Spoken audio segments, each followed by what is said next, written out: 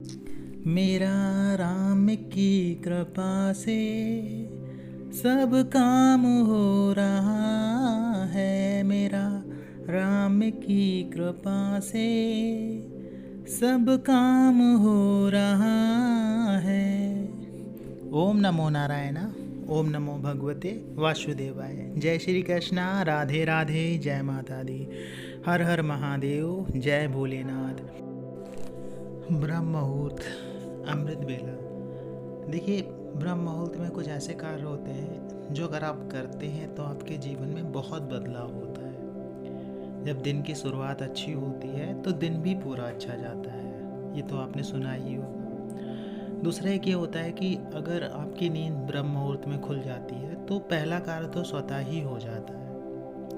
और पहला कार्य स्वतः होने का अर्थ ये है कि अगर आपकी नींद ब्रह्म मुहूर्त में खुल रही है तो एक अच्छा संकेत है, शुभ संकेत है। क्योंकि ब्रह्म मुहूर्त का समय जो होता है वो देवों का समय होता है। उस समय अगर आपकी नींद खुलती है और आप जगने के बाद में भगवान का ध्यान करते हैं, पूजा पाठ करते हैं, तो वो पूजा पाठ बहुत जल्दी फलित होता है। उसका फल बहुत जल्दी आपको मिलने लगता है। और जब आपकी नींद खुलती है तो इस बात का विशेष ध्यान रखिए कि अपने हाथों को ज़रूर देखिए और उसको देखते हुए मंत्र भी कहिए।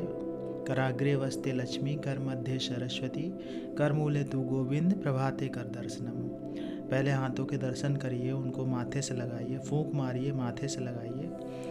उसके बाद में आपको धरती माता के पैर छूने हैं। माता रानी के पैर छूने के बाद में ही जो भी आपका स्वर चल रहा हो, इससे पहले एक वीडियो था उसमें हमने आपको बताया भी था, जो भी आपका स्वर चल रहा हो वही पैर आपको नीचे रखना है। तो पैर पहले ज़मीन को छूना है, माथे से लगाना है हाथ से छू के, उसके बाद में पैर रखना है। तो ये कार्य आप करिए। उसके बाद में क्या करना है आपको, उसके बाद वो समय होता है ध्यान करने का। सबसे बेस्ट समय होता है, सबसे अच्छा दिन का सबसे अच्छा समय वही होता है ध्यान करने का।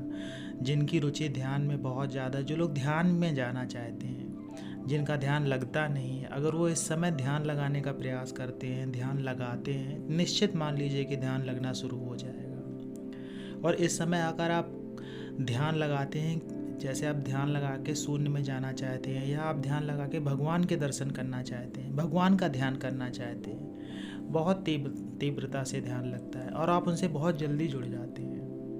इस समय अगर आप मंत्र जप करते हैं, मंत्र जप का भी बहुत महत्व होता है। देखिए, मंत्र की ऊर्जा बहुत तेज़ी से बढ़ती है इस समय अगर आप जप करते हैं। क्योंकि एक समय होता है पूरे दिन में, देखिए सभी मुहूर्त होते हैं, हर तरह का मुहूर्त होता है और सभी मुहूर्तों का अपना अलग अलग विशेष स्थान होता है।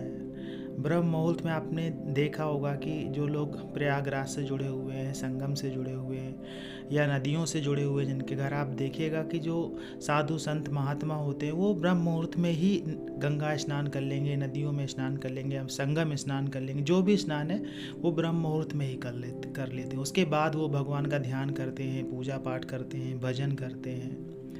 उस समय का किया गया भजन, उस समय का किया गया पूजा पाठ, उस समय का किया गया ध्यान, उस समय का किया गया मंत्र जप बहुत फलित होता है। बहुत जल्दी मंत्रों में ऊर्जा आती है, बहुत जल्दी मंत्र सिद्ध होने लगते हैं। जो व्यक्ति साधनाएं करते हैं, अगर वो सौम्य साधनाएं कर रहे हैं और सुबह के समय का अगर प्रयोग करते हैं, ब्रह्म मुहूर्त में अगर साधनाएं करते हैं, तो उनकी साधनाएं भी बहुत जल्दी फलित होना शुरू हो जाती हैं।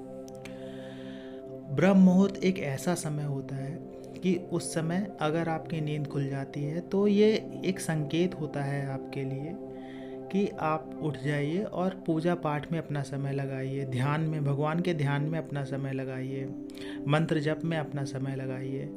क्योंकि जब आपकी नींद खुल रही है उस समय, तो ये निश्चित मान लीजिए कि अब सोने का समय नहीं है आपके लिए, आपको अध्यात्म के रास्ते में आगे बढ़ने का समय है। देखिए क्या होता है, कभी कभी हमारे पिछले जन्म की भी कुछ शक्तियाँ होती हैं जो हमारे साथ में रहती हैं। हमें उनका आभास नहीं होता है कभी, ऐसा नहीं है कि वो आपको दिखती रहेंगी या ऐसा कुछ होता रहेगा, होता भी है। बहुत सारे लोगों को नहीं होता है, कुछ ही लोगों को होता है जिन्हें शक्तियों का आभास होने लगता है, भले वो पूजा पाठ करें ना करें, क्योंकि कहीं ना कहीं वो शक्तियाँ पिछले जन्म से भी जुड़ी रहती हैं। तो वो आपको अपनी तरफ खींचने का प्रयास करती हैं, उसी रास्ते पे फिर से लाने का प्रयास करती हैं जिस रास्ते पे आप पिछले जन्म में थे, पूजा पाठ में थे, ध्यान में थे या साधनाओं में थे। तो उस रास्ते पे वो लाने का प्रयास करते हैं और कहीं ना कहीं से वो आपको इस मार्ग से जोड़ भी लेते हैं।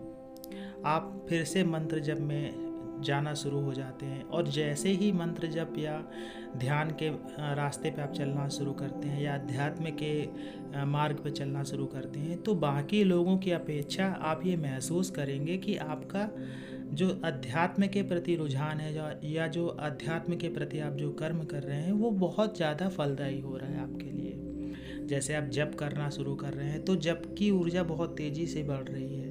अगर आप ध्यान कर रहे हैं तो आपका ध्यान बहुत तीव्रता से लग रहा है। अगर आप कोई पाठ करते हैं तो पाठ को आप महसूस करते हैं। और ये सारे कार्य अगर आप ब्रह्म मुहूर्त में करते हैं तो निश्चित मान लीजिए कि ये सारी चीज़ें आपके लिए बहुत ही ऊर्जावान होंगी।